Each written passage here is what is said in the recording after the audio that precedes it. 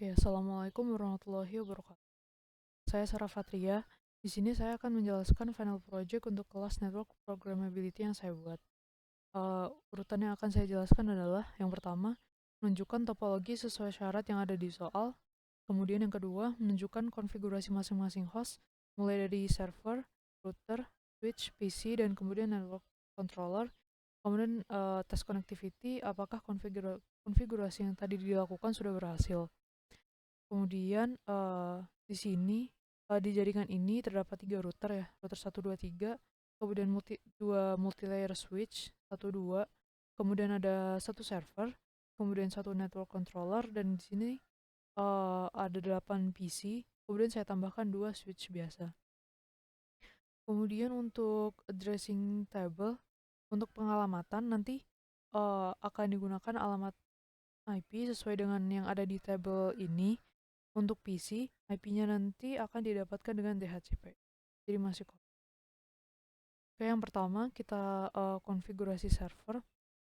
Yang pertama kita konfigurasi dulu IP address-nya.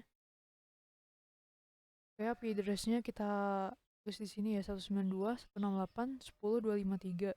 Sesuai yang ada di addressing table tadi, server ini ya, 192.168.10.253.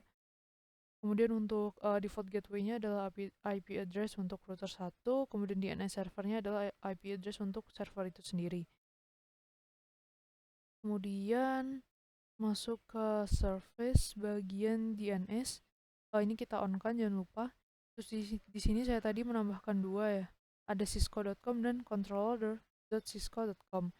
Untuk alamat IP-nya sendiri, yang cisco.com itu adalah alamat IP untuk server, kemudian yang controller adalah alamat IP untuk controller, sesuai yang di addressing table tadi.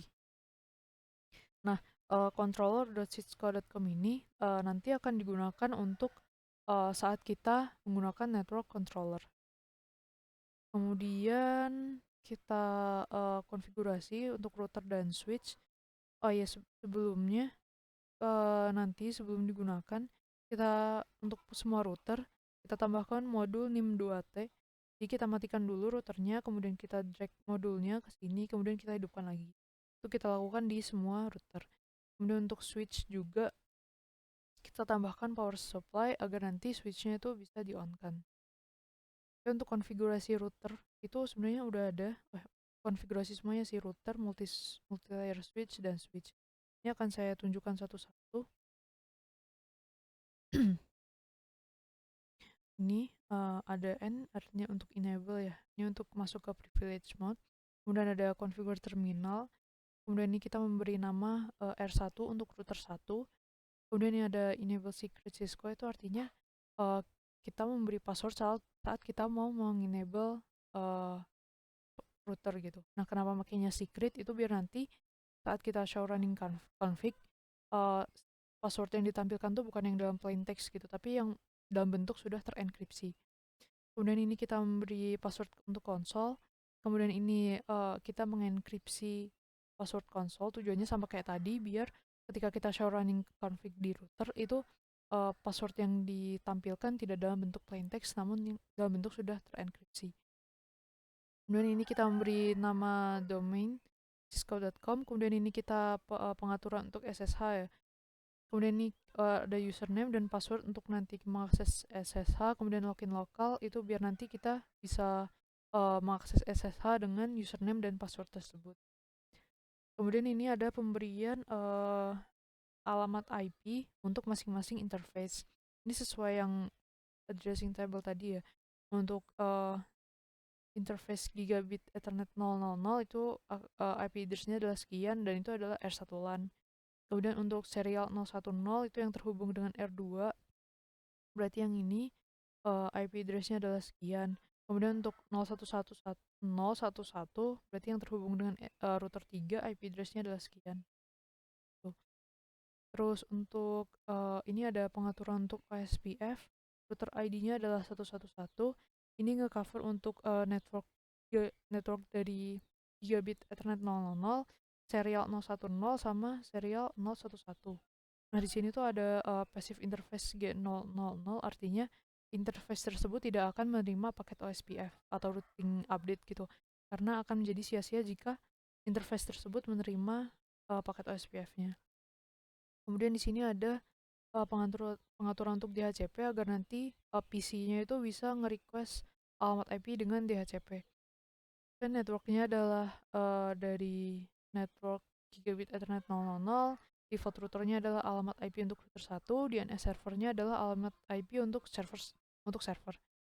Nah, ini ada IP DHCP exclude address, artinya ketika nanti si PC itu nge-request alamat IP secara DHCP, alamat-alamat ini tidak akan diberikan karena udah digunakan gitu. Yang ini untuk router, kemudian yang 253 itu untuk server, dan kemudian yang 254 itu untuk network network controller. Tuh. Kemudian untuk konfigurasi R2 sebenarnya sama aja bentuknya, cuman cuma beda di ini alamat ininya sama deskripsinya mungkin ya.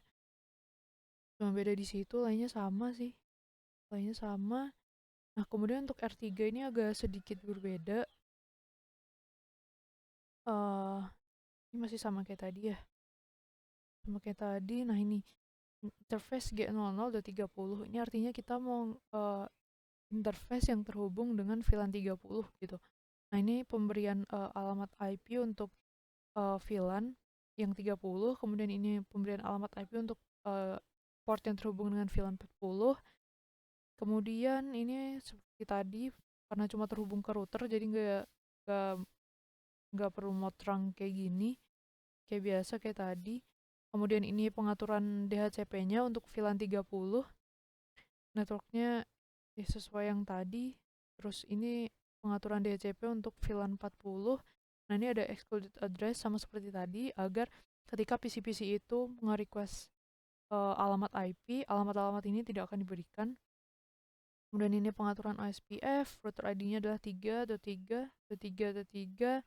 Kemudian interface G000 yang merupakan VLAN 30, ini OSPF-nya sekian. Kemudian yang terhubung dengan VLAN 40, kemudian untuk yang serial 010, 011.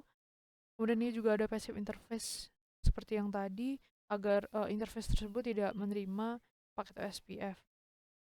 Kemudian begini juga masih sama seperti tadi, enable secret itu untuk memberi password saat kita mengenable router. Kemudian ini pemberian password dan enkripsi password konsol. Kemudian ini pemberian nama domain. Kemudian ini pengaturan untuk SSH. Ini ada username, password, kemudian ini login lokal agar kita bisa login, agar kita bisa mengakses SSH dengan username dan password tersebut. Kemudian exit, end, kemudian copy run start agar ketika nanti router itu dimatikan, konfigurasinya tuh tidak hilang. Gitu. Terus ada di sini ada kita juga akan mengonfigurasi multi-layer switch. Kita lihat yang pertama, multi-layer switch yang pertama ini kayak tadi ya, enable, configure terminal, sama hostname. Kemudian ini untuk VLAN 1, pemberian IP address dan default gateway. Default gateway-nya ini IP address untuk router 1 ya. Kemudian ini sama persis seperti tadi, enable secret, line console, ini terus service password encryption untuk nge-enkripsi password konsolnya ya. Kemudian ini pemberian nama domain, dan ini pengaturan SSH seperti tadi. Untuk multilayer switch 2 itu sama persis kayak multilayer switch 1, cuma bedanya di alamat IP yang diberikan aja. Ini 220.1. Ini alamat IP untuk router 2.